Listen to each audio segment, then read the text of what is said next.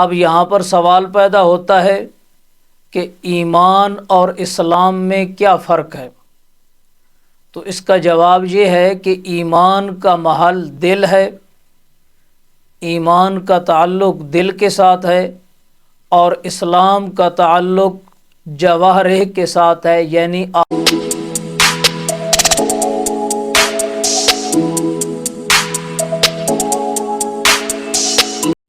الحمدللہ الحمدللہ وکفا والصلاة والسلام علی من لا نبی بعدہ، اما بعد فاعوذ باللہ من الشیطان الرجیم، بسم اللہ الرحمن الرحیم۔ الذین یؤمنون بالغیب ویقیمون الصلاة ومما رزقناہم ینفقون والذین یؤمنون بما انزل الیک وما انزل من قبلک وبالآخرۃ ہم یوقنون۔ صدق اللہ العظیم۔ سامعین محترم، گزشتہ گفتگو ہوئی تھی للمتقین تک، اور آخر کے اندر تقوی کے 3 درجے بیان کیے تھے، اور آج متقین امیین کی پہلی وصف، ان کے عقائد۔ تو قرآن مجید نے فرمایا کہ قرآن مجید رہنما ہے واسطے متقین کے، ایسے متقین کے یؤمنون بالغیب، وہ لوگ جو ایمان رکھتے ہیں معاذ رسول اللہ صلی اللہ علیہ وسلم کی دعوت پر، ان چیزوں کے ساتھ جو ان کے عقل و حواس سے غائب ہیں۔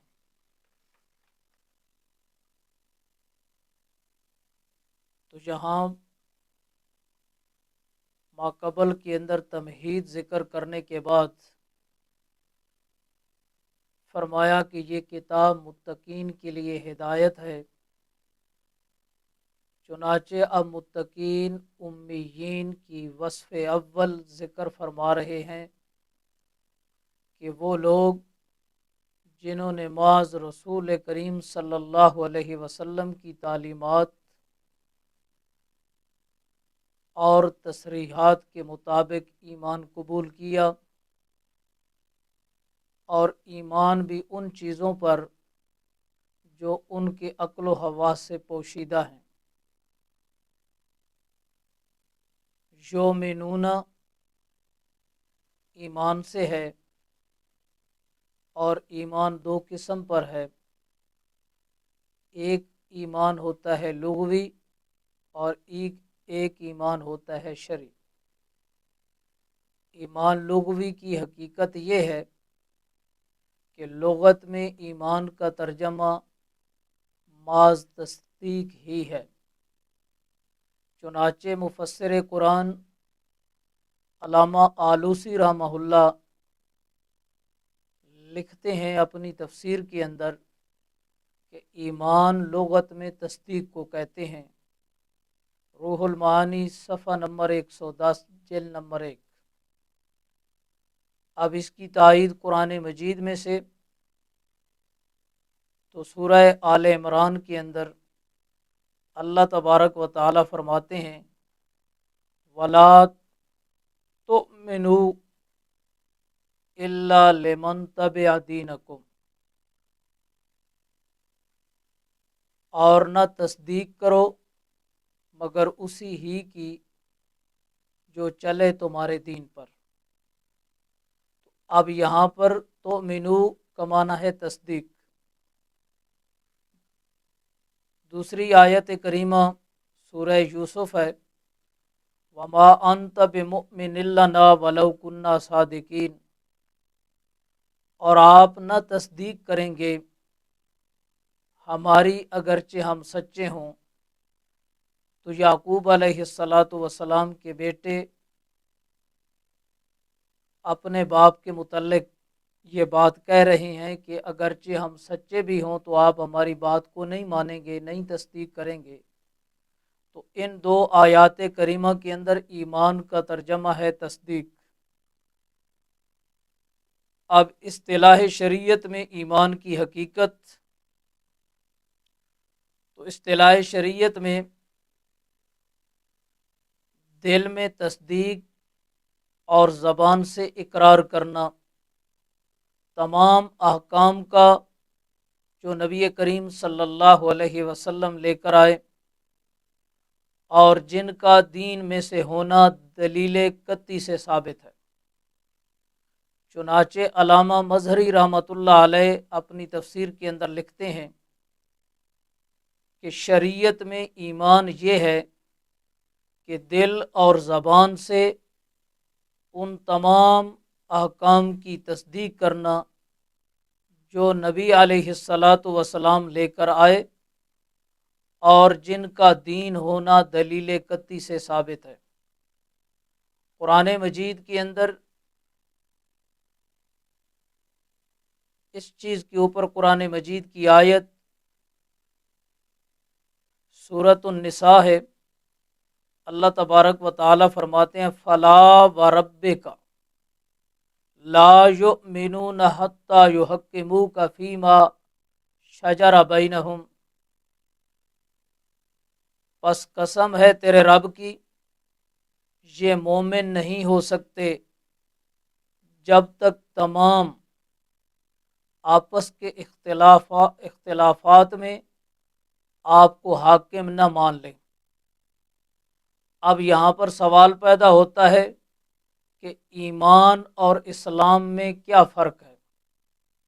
تو اس کا جواب یہ ہے کہ ایمان کا محل دل ہے، ایمان کا تعلق دل کے ساتھ ہے، اور اسلام کا تعلق جوارح کے ساتھ ہے، یعنی اعضاء کے ساتھ ہے۔ اب قرآن مجید میں سے اس کی دلیل وَقَلْبُهُ مُطْمَئِنٌ بِالْإِيمَانِ، اور اس کا دل برقرار ہے ایمان پر۔ سورۃ النحل ہے، پارہ نمبر 19۔ دوسری دلیل وَلَٰكِنَّ اللَّهَ حَبَّبَ إِلَيْكُمُ الْإِيمَانَ وَزَيَّنَهُ فِي قُلُوبِكُمْ، اللہ نے محبت ڈال دی تمہارے قلوب میں ایمان کی اور مزین کر دیا اس کو تمہارے قلوب میں۔ سورۃ الحجرات ہیں۔ تیسری دلیل وَلَٰكِنْ قُولُوا أَسْلَمْنَا وَلَمَّا يَدْخُلِ الْإِيمَانُ فِي قُلُوبِكُمْ، اور تم کہو کہ ہم مسلمان ہوئے، ابھی نہیں داخل ہوا ایمان تمہارے قلوب میں۔ تو ایمان کا تعلق دل کے ساتھ ہے۔ سوال پیدا ہوتا ہے یہاں پر کہ اعمال صالحہ ایمان کی جز ہیں یا نہیں؟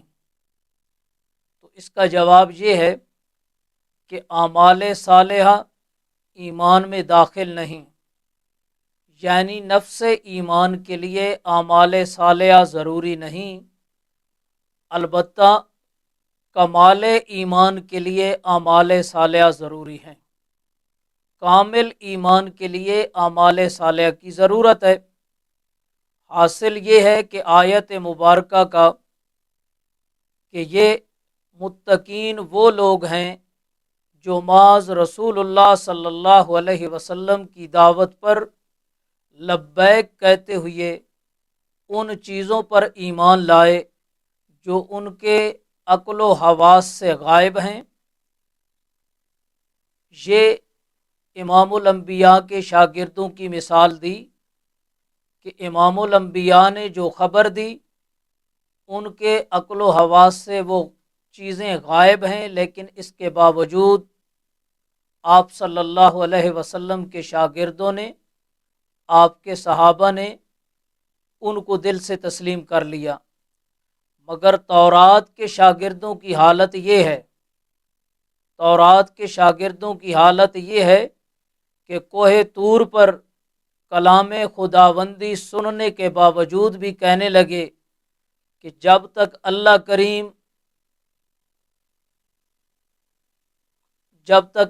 کریم کو وہ اپنی آنکھوں سے نہ دیکھیں گے وہ ماننے کے لیے تیار نہیں ہوں گے۔ اب الذین یؤمنون بالغیب، یہاں سے یہ بات ثابت ہوئی کہ متقی کی بنیادی صفت یہ ہے کہ رسول کریم صلی اللہ علیہ وسلم کی دی ہوئی تعلیم پر مکمل ایمان لائے۔ آگے فرمایا وَيُقِيمُونَ الصَّلَاةَ، یہاں پر متقین کی دوسری صفت کا ذکر ہے اور وہ ہے اعمال۔ وَيُقِيمُونَ الصَّلَاةَ، اور قائم کرتے ہیں نماز کو۔ تو ماقبل کے اندر متقین کی وصف اول کو ذکر کرتے ہوئے ان کے عقائد کا ذکر تھا۔ اب متقین کی دوسری صفت اللہ تبارک و تعالی نے ذکر فرمائی کہ ان کے اعمال کا تذکرہ کیا کہ وہ لوگ نماز بھی قائم کرتے رہتے ہیں۔ مطلب یہ ہے کہ ایمان قبول کرنے کے بعد خاموش نہیں رہتے، بلکہ عملاً بھی اللہ کی اطاعت کرتے ہوئے تمام احکامات کو وہ ادا کرتے ہیں۔ اور بدنی عبادت میں اقامت نماز سب سے اعلیٰ اور ایمان کا سب سے بڑا عملی مظہر ہے۔ تو قرآن کریم کے شاگرد اجتماعی طور پر منظم ہو کر اقامت نماز کا فریضہ ادا کرتے رہتے ہیں، مگر تورات کے شاگردوں کی حالت یہ ہے کہ بیت المقدس کی فتح کے بعد بھی 2 رکعت پڑھ کر خدائے وند کریم کا شکریہ ادا نہ کر سکے۔ تو متقین کی دوسری علامت یہ ہے کہ وہ ہر قسم کی بدنی عبادت صرف اور صرف اپنے خالق کے لیے بجا لاتے ہیں۔ آگے فرمایا وَمِمَّا رَزَقْنَاهُمْ يُنْفِقُونَ، تو یہ متقین کی تیسری صفت ہے کہ وہ اخلاق والے بھی ہیں۔ عقائد بھی ان کے ٹھیک ہیں، اعمال بھی ٹھیک ہیں، اور اخلاق بھی ان کے ٹھیک ہیں۔ جو کچھ ہم نے ان کو روزی دی ہے اس میں سے وہ خرچ کرتے ہیں۔ تو یہ تیسری صفت ہے کہ یہ وہ خوش نصیب لوگ ہیں کہ اللہ کریم کی طرف سے جس قسم کے بھی انعامات ظاہری اور انعامات باطنی اللہ نے ان کو دیے ہیں، وہ اللہ کی رضا کی خاطر خرچ کرتے رہتے ہیں، زر پرست نہیں ہیں، تنگ دل نہیں ہوتے، بلکہ خالق اور مخلوق کے تمام حقوق ادا کرتے رہتے ہیں۔ قرآن کریم کے شاگردوں کی حالت یہ ہے کہ مال خرچ کرتے رہتے ہیں، مگر تورات کے شاگردوں کی حالت یہ ہے کہ جب خرچ کرنے کا مطالبہ ان سے کیا جاتا ہے تو وہ کہتے ہیں ہم مالدار ہیں، اور معاذ اللہ اللہ فقیر ہو گیا کہ اللہ ہم سے مانگتا ہے۔ تو یہاں سے یہ بات ثابت ہوئی اس آیت کریمہ سے کہ انسان کو جو نعمت جتنی اور جس قسم کی بھی ملتی ہے سب اللہ ہی کے فیض و عطا کا ثمر ہوتی ہے، انسان کی اپنی کوئی چیز بھی نہیں ہے۔ دوسری چیز یہ ثابت ہوتی ہے کہ متقین کی علامت یہ ہے کہ اپنا سب کچھ اللہ کریم کی رضا کی خاطر وہ قربان کرتے رہتے ہیں۔ آگے فرمایا والذین یؤمنون بما انزل الیک وما انزل من قبلک وبالآخرۃ ھم یوقنون، تو یہ ہے متقین اہل کتاب کی صفت، وہ لوگ جو ایمان لائے اس وحی پر جو نازل کی گئی آپ کی طرف، اور اس وحی پر بھی ایمان لے آئے جو آپ سے پہلے نازل ہوئی، اور قیامت کے دن پر بھی وہ ایمان لاتے ہیں۔ تو اب یہاں متقین امیین کی صفات ثلاثہ کا ذکر ماقبل کے اندر کیا گیا، اب اس آیت مبارکہ میں متقین اہل کتاب کی صفات کا تذکرہ ہے کہ اہل کتاب میں سارے کے سارے تعصب اور ضد کا شکار نہیں ہیں، بلکہ اہل کتاب میں سے وہ خوش نصیب بھی ہیں جو سابقہ انبیاء کی وحی پر بھی ایمان رکھتے ہوئے نبی آخر الزمان صلی اللہ علیہ وسلم کی دعوت حق پر بھی لبیک کہتے ہوئے آپ پر نازل ہونے والی وحی پر بھی ایمان لائے، اور یوم آخرت پر بھی یقین رکھتے ہوئے आखरत की तैयारियों में मसरूफ़ रहते हैं, यानी आखरत की जज़ा व सज़ा पर भी ईमान रखते हैं। तो सवाल पैदा होता है यहाँ पर कि अल्लाह करीम ने फरमाया कि मुत्तकीन आले किताब का साबका वही पर भी ईमान है, हालांकि नबी आखिर ज़मान सल्लल्लाहु अलैहि वसल्लम की बेसत के बाद तो साबका शरीयत मनसूख हो गई, तो उनका साबका शरीयतों की साबका वही पर ईमान कैसे हुआ? तो जवाब इसका ये है कि साबका तमाम अम्बिया अलैहिमुस्सलातु वस्सलाम पर वो इजमाली तौर पर ईमान रखते हैं और नबी अलैहिस्सलातु वस्सलाम की शरीयत के ऊपर तफसीलन वो ईमान रखते हैं। तो हासिल इस आयत मुबारक का ये हुआ कि मुत्तकीन आले किताब वो लोग हैं जो वही मौजूदा और वही माजिया दोनों पर ईमान रखते हुए आखरत के दिन की तैयारी में मसरूफ़ रहते हैं। चुनाचे ये आयत मुबारक ख़त्म नबुव्वत की दलील है। अगर तीसरी वही मुस्तकबिला भी होती, आइंदा भी वही का सिलसिला जारी होता, तो कुरान करीम इसका ज़िक्र भी ज़रूर फरमाता कि नबी आखिर ज़मान सल्लल्लाहु अलैहि वसल्लम की बेसत के बाद नबुव्वत का सिलसिला जारी रहेगा। तो यहाँ पर आप सल्लल्लाहु अलैहि वसल्लम की नबुव्वत के बाद किसी और को भी नबुव्वत नहीं मिल सकती, नबुव्वत का दरवाज़ा बंद हो चुका है। सवाल पैदा होता है कि मुनकिरीन ख़त्म नबुव्वत कहते हैं कि आखरत से मुराद क़यामत नहीं बल्कि मुराद नबुव्वत है। मतलब ये है कि अब तक नबुव्वत जारी व सारी है। तो इसका जवाब ये है कि ये आयत का तर्जमा ना किसी तफसीर में मनकूल है और ना आप सल्लल्लाहु अलैहि वसल्लम से मज़कूर है, बल्कि ये एक क़ियास फासिद है और ख्याल बातिल है।